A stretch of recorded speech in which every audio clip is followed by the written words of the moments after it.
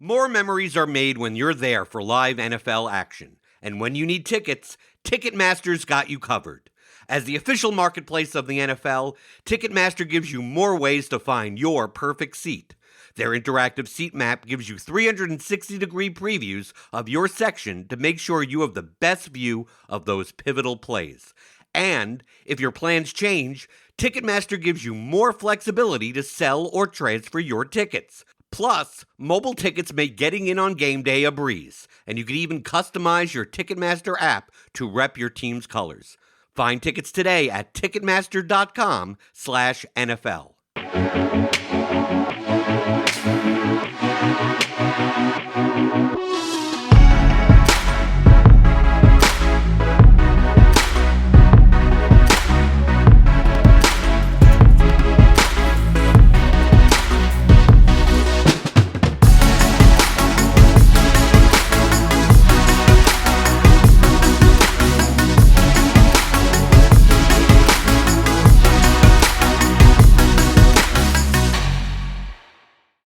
Hello, everyone, and welcome to another episode of the Gillcast. I am Davis Maddock, joined by Sammy Reed and Nate Noling. We are going to recap our cash game teams on DraftKings.com, and I just would actually prefer not to. I would actually, my team, I lost this week. I got back. I actually got back about 40%, which is shocking because I don't deserve it.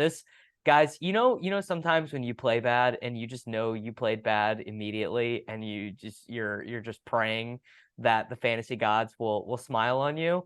I didn't even pray for the fantasy gods to smile on me because I just played that bad. It was unbelievably brutal. I can't wait for you to tell the people what you did, man. I'm gonna make them wait for it. I'm gonna make them wait until like 10 minutes into the show before we get there. It's unreal. It looks like one of those teams that Davis like flopped on halfway through, but like the reality was he didn't. Like this was just a bad team from the get. Davis, this is everybody's favorite program. This is the one where, Nate just crows his way into a victory and Davis gacks it and just has just the worst performance. You guys, Nate's team is really good. Nate's team is just straight up good. Probably close to what I'd say was playing optimal. Yep. Sammy, your team was weird for sure, but not in a way that I can really criticize. And my team was 1v1, the literal cash line. Nate, we looked this up right before we started. My team is 1v1, the literal last cashing team in the massive $50 double up. But What's the 1v1? I'm not going to tell. Okay. People they got to keep listening. They got to we call it a teaser to hear what Davis actually. I think I know what the 1v1 is. You know what it is. You know what it is. You're just being fancy for no reason. And it's terrible. Okay, so Nate scores 183.82 points. This is interesting. This almost never happens. We all played a different quarterback. Nate played the right one. Sammy played a guy who was fine, I think, but got injured.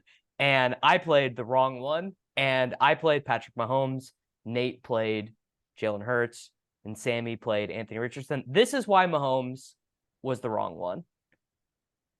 Just these fucking chucklehead wide receivers in Kansas City. You can just see it. Mahomes will be he'll be in the pocket and he will be pointing at them to go to the right place on the field so that he can throw them a touchdown, and they can't do it.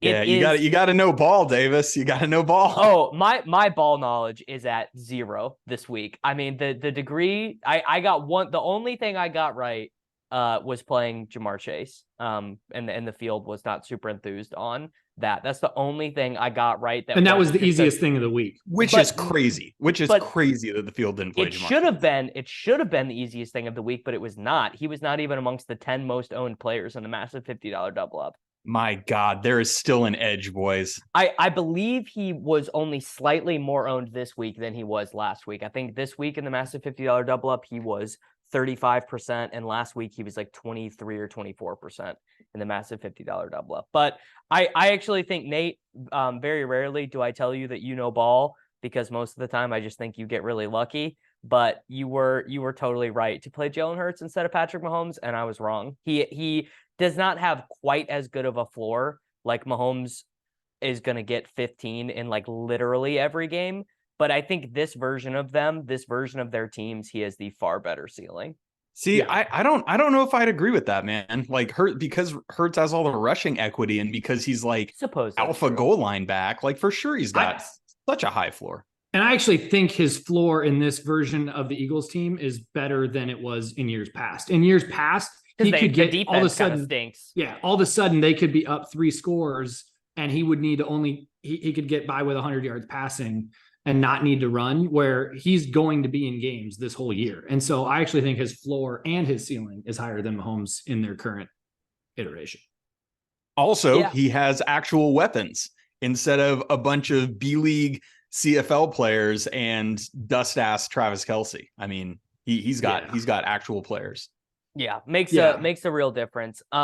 Sammy, I saw this Anthony Richardson team floating around in all these discords and everything. Not this team. Not this team. But I did see Anthony Richardson teams floating around. Not that I thought it was bad or anything, but I just was like, well, it's $1,000 more to get to Mahomes and Hurts. Like, why wouldn't I just do that? But your Anthony lineup, Richardson essentially is Jalen Hurts. So what are we? Well, your lineup really didn't have a single cent to spare. Yeah, it did not. Yeah, I didn't have any money. Okay, let's walk through the lineups. Yeah, Nate scores 183.82. The Whirling Dervish scores 166.82. I scored 145.04. I'll give you guys can see how bad this is. I played Patrick Mahomes at quarterback, David Montgomery, Devin Achane at running back. I played Jamar Chase, Khalif Raymond, Wan'Dale Robinson, Justin Jefferson.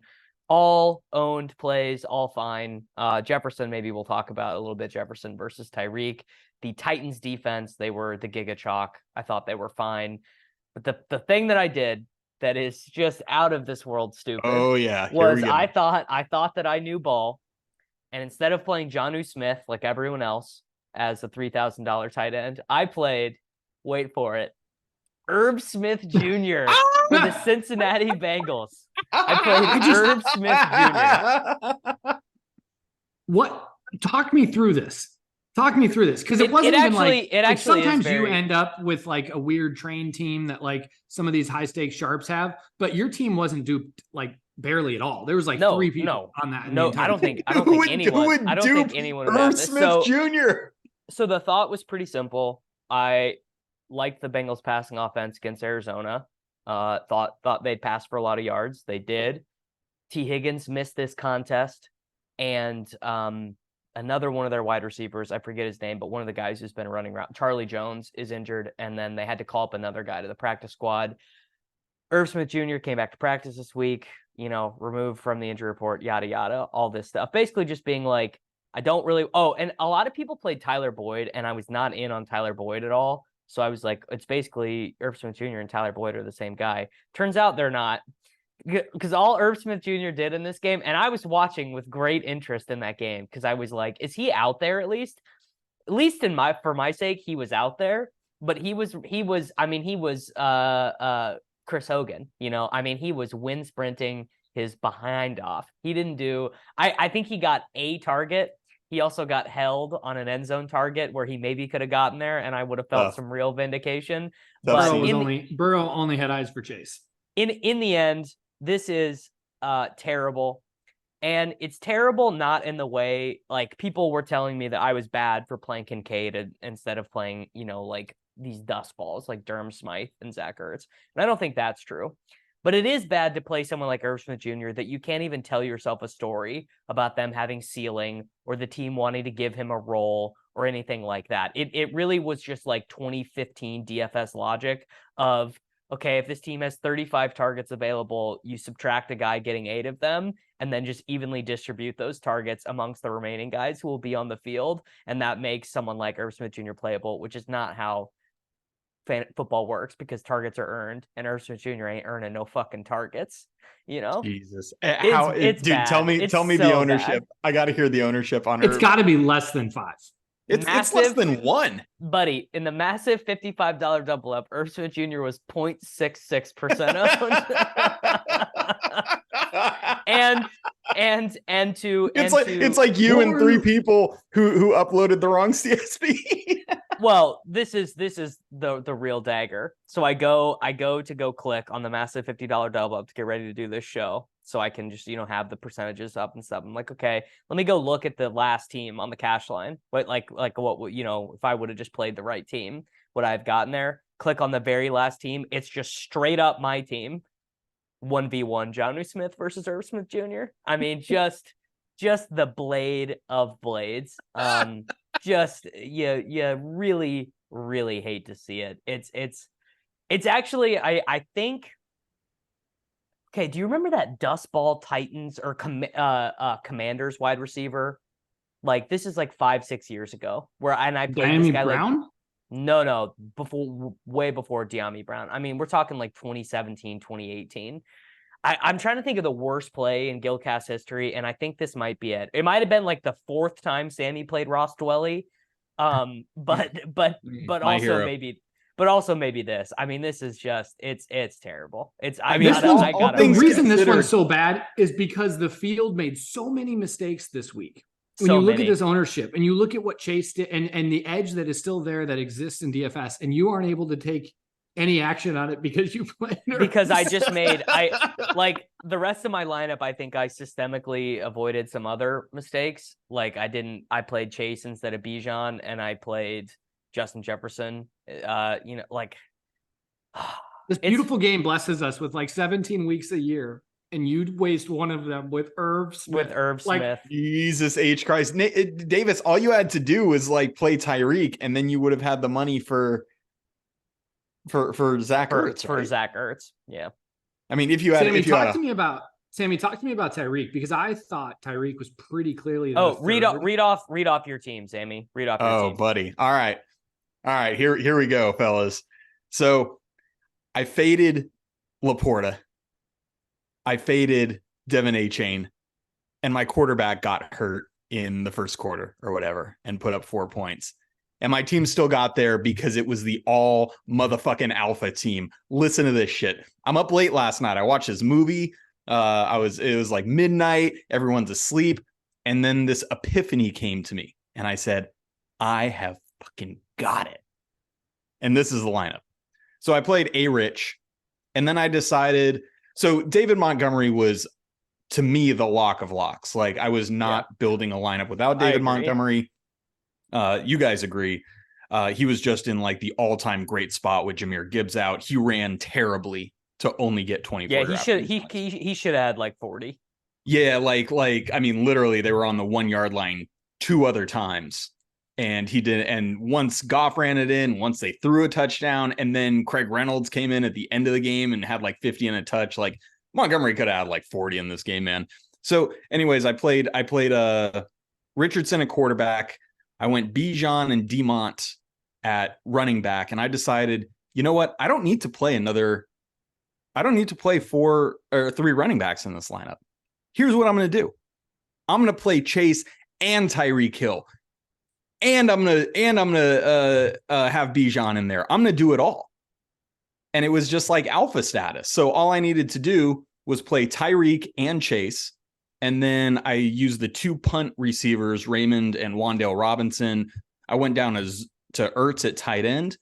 And then I said, you know what? DST is a crapshoot, man. I'm just going to play the Giants. Like, I only have 2K left. So I played the Giants. Giants return a touchdown. They have another pick. They scored 12 points. Easy game. I just put all the alphas in my lineup. And I won. That's how you do DFS these days. That's how it is. I mean, You won 2 reasons. You won because Tyreek 1v1 Justin Jefferson by 30, and because Ja'Marr Chase was only 50 or 35% under whatever. I mean, ultimately everybody should have won just because you played Ja'Marr Chase. Like, you would have had to swap. Well, you'd think. You'd think. But Sammy, like, I genuinely don't think Tyreek in cash this week was optimal. I thought Tyreek was pretty clearly the third of Jeff, of Chase, of Tyreek. I thought it was Jeff number 1, Tyreek or Chase number 2, and then Tyreek, like value per dollar. And fair. And let me tell you, I preferred Jeff to Tyreek straight up. So I would have done that if I had 400 extra bucks. clearly I played a 2K DST to make this lineup work. So like, to me, it was, I think the big thing was when I realized I didn't need to play A-Chain. Then it was I think this was like the holy war in the DFS streets this week. I gotta tell you, I think not playing A-Chain's pretty fucking terrible to me. Let me tell you, about 45 minutes into the slate, it was not looking good. Laporta scored two touchdowns. A-Chain has 3 rushes for 100 yards and a touchdown, and A-Rich is already hurt, and I'm like, I'm dead.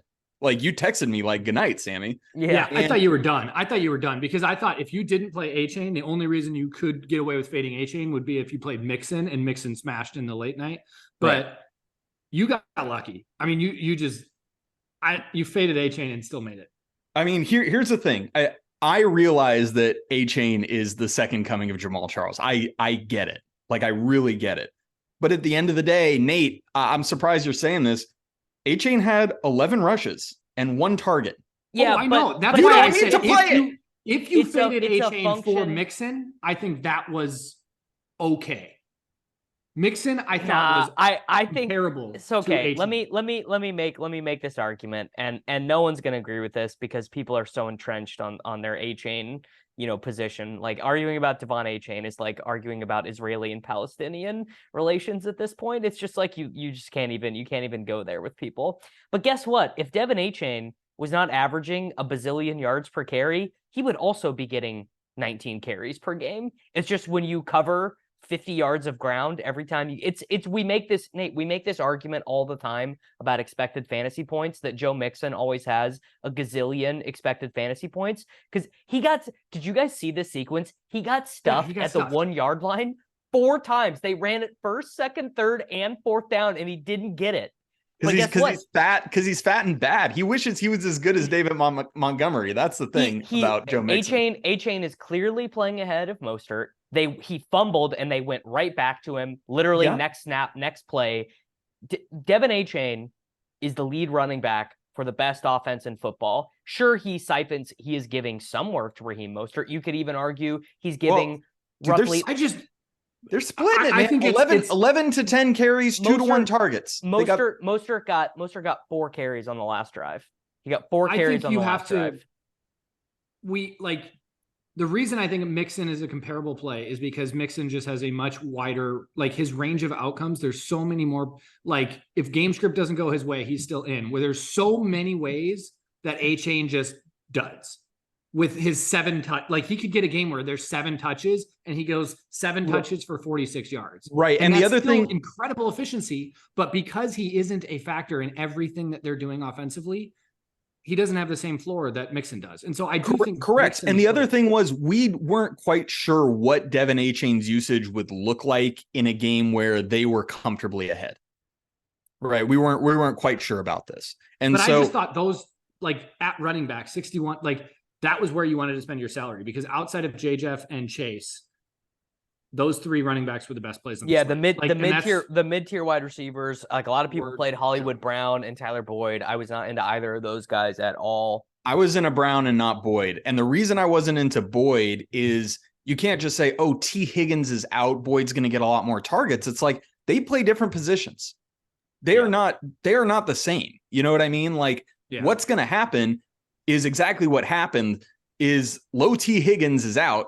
And all of a sudden it's like, well, let's just give the ball to, like, the most dynamic playmaker in the league a whole lot. Like, let's not waste these jump balls to T. Higgins on 3rd and 5. Let's just, like, feed Jamar Chase. And they fed him. They fed his ass. And we got paid for it. And I can't believe 2/3 of the people did not play him. I thought, when I really, sat down and, thought about this, I thought he was the best play on the slate. I thought the 3 must plays in cash games were Montgomery, A-Chain, and Chase, and Wandale. Actually, I'm not putting A-Chain in that list. I'm not putting A-Chain. I'm not either. And I thought A-Chain was a very good play, but I'll tell you, it was really liberating to be like, you know what? I don't have to play A-Chain.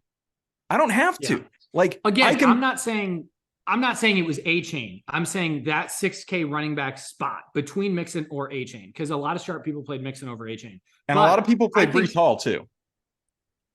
Brees, I think, was also thin. No, Brees is a similar play. Brees, I thought was an alpha play, actually. Not really that dissimilar. Not really that dissimilar of a play to A-Chain, actually, where you're betting on thin. Like you're betting on efficiency, and you're hoping that the volume. I mean, is there. I think the Brees bet is more thin, just because like the Jets just not being able to generate any first downs. A lot of systemic risk with Brees. I know, absolutely. And the other thing about Brees is everyone was on this quote, right? Of, oh, there's no limitations on him, etc. Yeah. But if you read like the entire quote, that's not really what he was saying. He wasn't saying, oh, now we're going to take the wheels off. Now he's ready for, full-time backage. But that's not what the quote said. But in the end, like, that's kind of what he got today. Like he was fed pretty hard. Yeah, but again, I think a lot of people just took a quote out of context and they were projecting their own desires, versus taking so I don't know. I thought the other position that was interesting this week was the cheap wide receiver discussion. I was not as high in Wandale as you were, Davis. You were in chat saying like, if you don't play Wandale, like you deserve to lose. I thought he got 8 touches for 3K. I just sure, the efficiency was shit. I just think you're bad if you're not playing. He got exactly what you were expecting. Like his floor was exactly what you were expecting. A Daniel Jones meltdown, like Giants meltdown, and him getting 6 targets behind the line of scrimmage is not a jam him in. Like, well, he also got a concussy before garbage time. I mean, you got to give him like 4 more points on that garbage time. That's Tyrod right. Taylor drive. The thing that was really good about him is that, like, for 3K, a lot of the times you're playing in these really fragile situations where the guy has a legitimate chance of getting 0 of like not playing.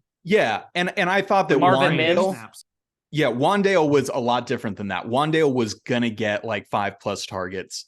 He got a rush. He got 5 targets in 11 snaps in his first game 2 weeks ago. Like, it just the ceiling's not really there. And I mean, I'm gonna have to eat it because I'm like a Wandale believer and I played him in tournaments, which was bad. Yeah, I just thought Khalif was a better play.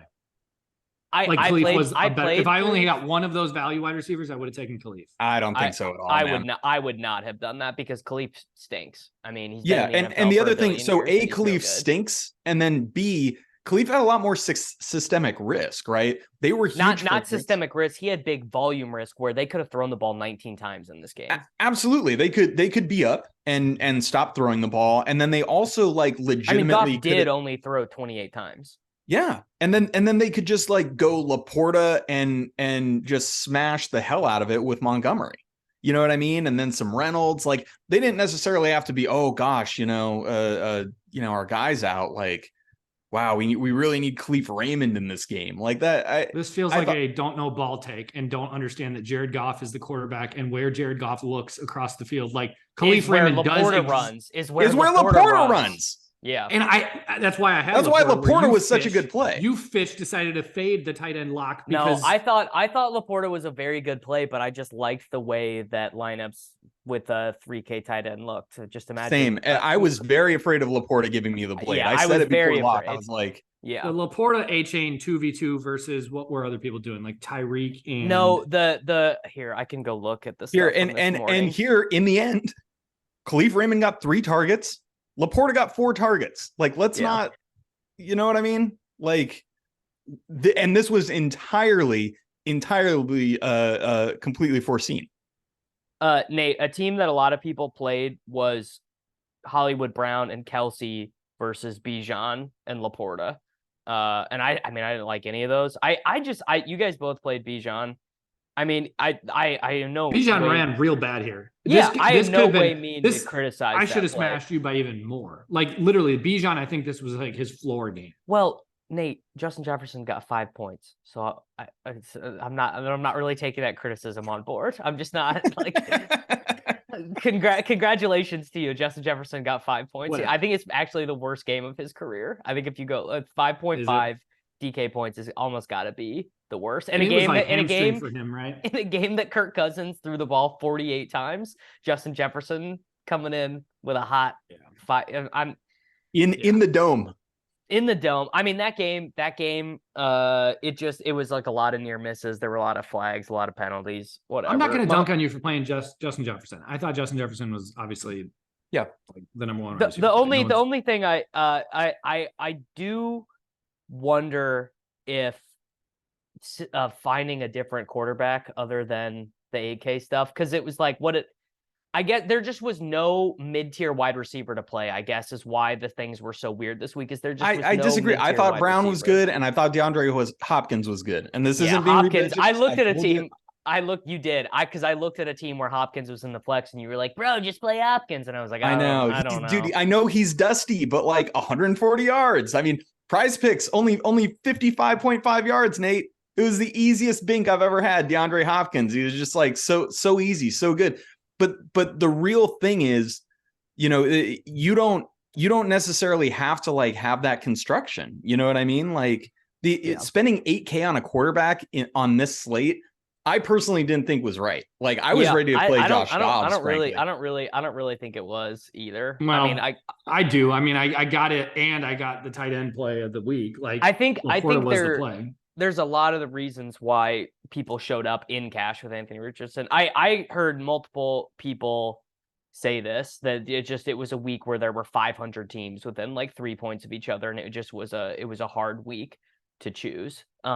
Because there were so many guys at 77, like it was like Kelsey, Bijan, Chase, you know, and then deciding between Jefferson and Tyreek, like that was just a difficult spot to figure out. Yeah, and Nate, I don't think I really answered your question earlier about playing Tyreek Hill, because I did think Justin Jefferson in a vacuum was better, but like Tyreek's an alpha. Like he's just a straight up alpha. Nate, I mean, Sammy. Yeah. Justin Jefferson is also an alpha. He is. I would have played him if I had $400. I didn't. But what I wanted to do was have 2 alpha wide receivers and Bijan and Montgomery. And like, I got it all. You know what I mean? Bijan ran bad. I mean, fucking Arthur Smith, man. Like Algier out carries him again. I mean, unbelievable. How did he only have 46 yards against the Texans? I don't understand how this happened. I really thought it was Bijan week. I was all in on it. I'm pretty bitterly disappointed in this outcome. I've got the Bijan play is totally fine. I got nothing, you know, I think it is completely fine. I played bad, you know. I'm just a dumb big fucking Mongo. Yeah, dude, you have gills and scales, man. I can't believe you played Irv Smith Jr. today. Irv Smith Jr. That is some legendary Gillcasting right there. All right, let's do tournament teams. I just had a bad. I mean, I don't know if I had a bad read this week. I feel happy about a lot of the percentages and stuff, but a lot of my stuff was built around Minnesota, Kansas City, and that game went under. And it went under in a way where you were spending a lot of money on guys who went under. So this is a team I played in the red zone. Patrick Mahomes at 12%, stacked him with Rashee Rice at 18%, Travis Kelce at 20%, and Jordan Addison as a bring back of 5%, which I really liked. Thought that was sharp. He obviously, I think, was a beneficiary of Jefferson not having that good of a game. The running backs I played, DeAndre Swift, Raheem Mostert, and Bijan Robinson. I actually had Puka Nacua in flex in this lineup for like all week, and then swapped it when they were like, there's no limitations on Cooper Kupp, because I'm a dipshit, which is like that report made Nacua a better play. I'm just stupid. It's just yeah. Actually, I think why I did it in this lineup was that I didn't have Bijan in cash, and so I wanted to have a little bit of Bijan exposure, and this was just a straight up 1v1 to get it. The only interesting thing talking about this lineup, it's not a very good one, is the Mostert versus A-Chain thing. I wonder if you guys did this, where you played Mostert in tournaments and you were like, I'm such a genius. Everyone's playing Devin A-Chain and his efficiency. But actually, I thought what was going to happen was that the cards were going to turn over and A-Chain was going to end up being like 14% in the SPY, and Mostert was going to be like 21% because everyone leveled themselves. Everyone had that thought. Everyone had that thought.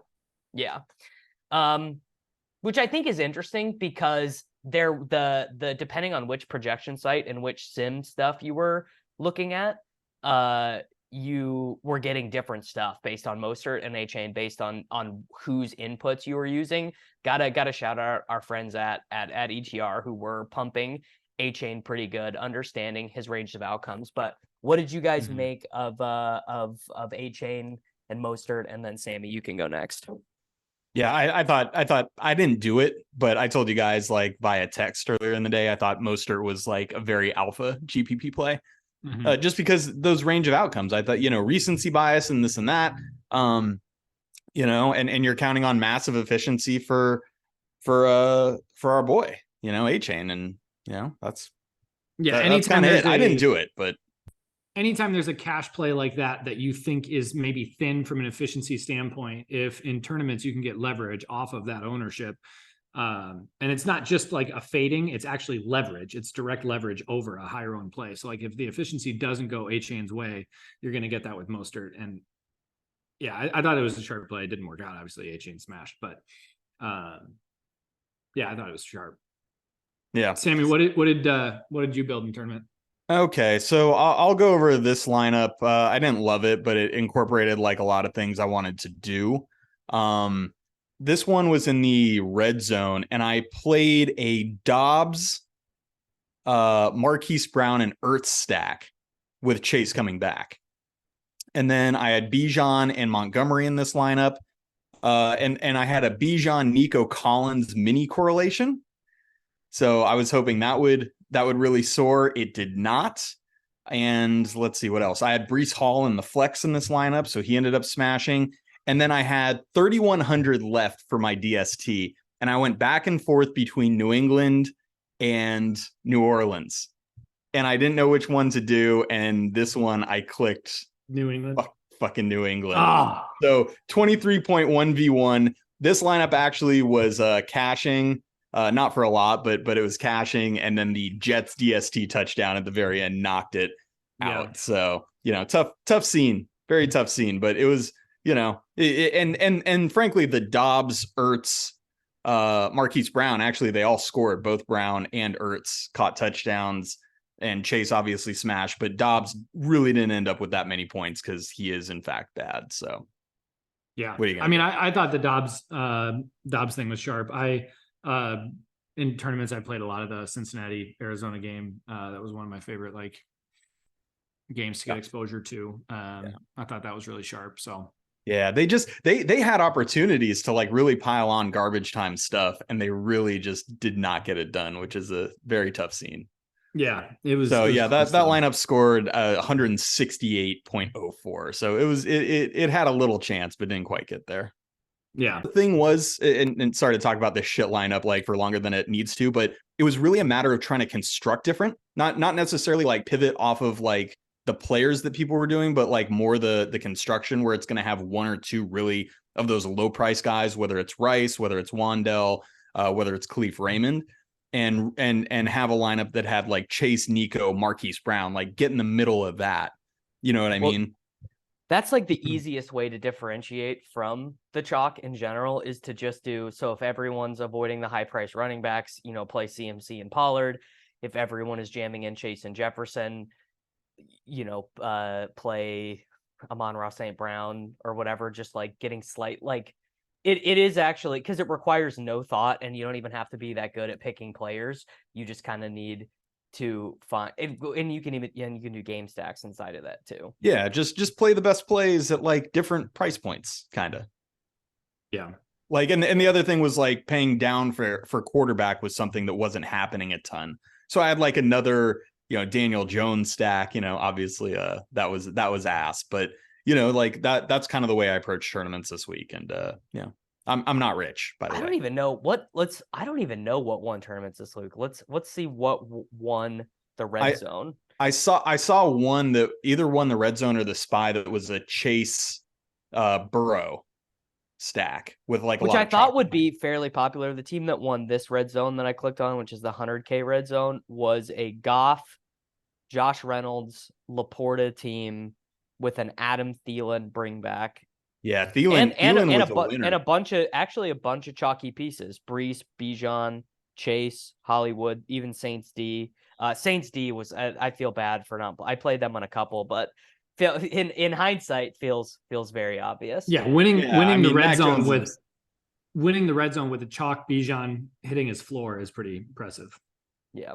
All right, Nate, bring us home, bud. So like I was saying, I built a lot around the Cincinnati Arizona game.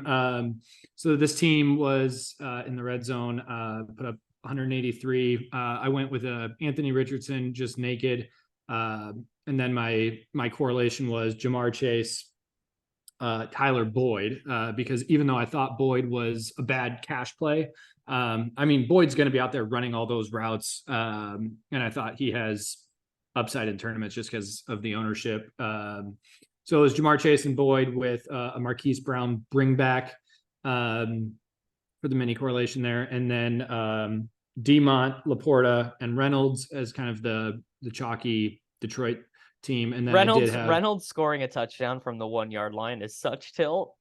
But I mean, this is what Reynolds does. Like Reynolds did exactly what I thought he was going to do. No, I get it. I just I will fade the if Reynolds was 3,300, I would have been rushing to play him, right? For sure, but he wasn't. I was playing Khalif, and in tournaments, I was playing Reynolds. That's right. Everyone wanted to play Khalif Raymond because he was way cheaper, and then people played Laporta and people played Demont. Like Reynolds was a great tournament play. Yeah, to me, it was like very clear cut how I wanted to Is he a great tournament play at 12% owned?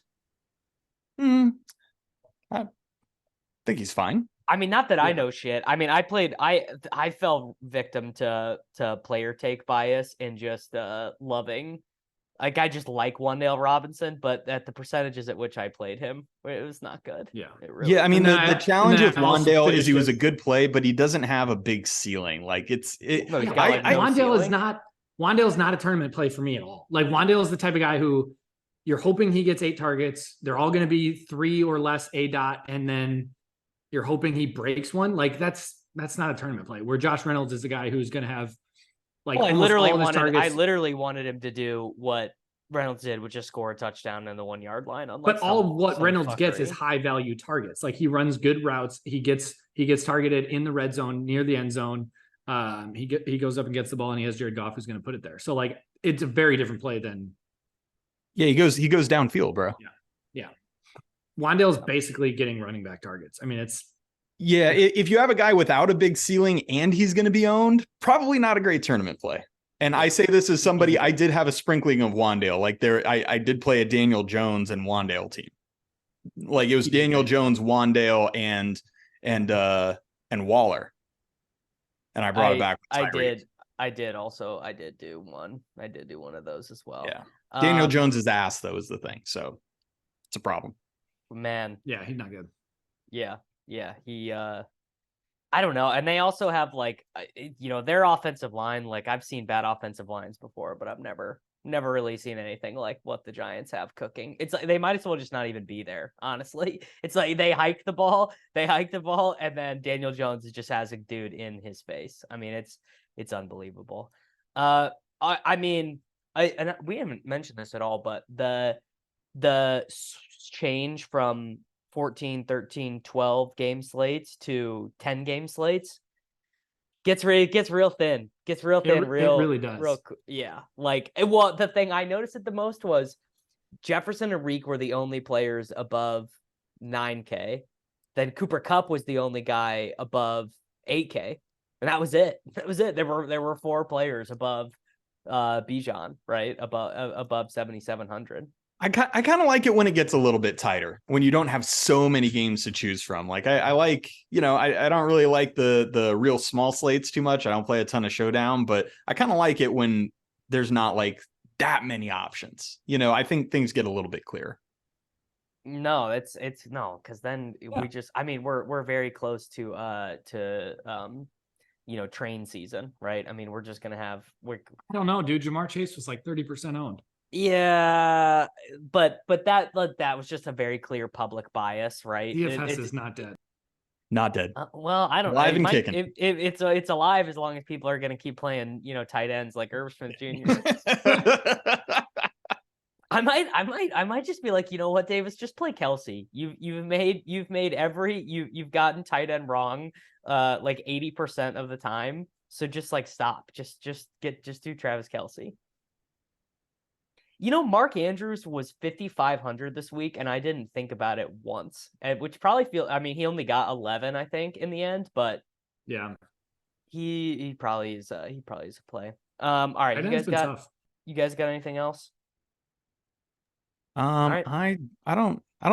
Last thing, what did you guys? I know some people played Kelsey and Cash and use that to kind of like guide them. What did you guys think of that? Well, they played him instead of Jamar Chase, so. Yeah, I thought that was real bad. No, that's not true. That's not true on every team. There was a version of it that had Chase and Kelsey with Hollywood Brown, but there was no Jefferson on that team, I think, if I remember correctly. Yeah, and then no Bijan. No Bijan.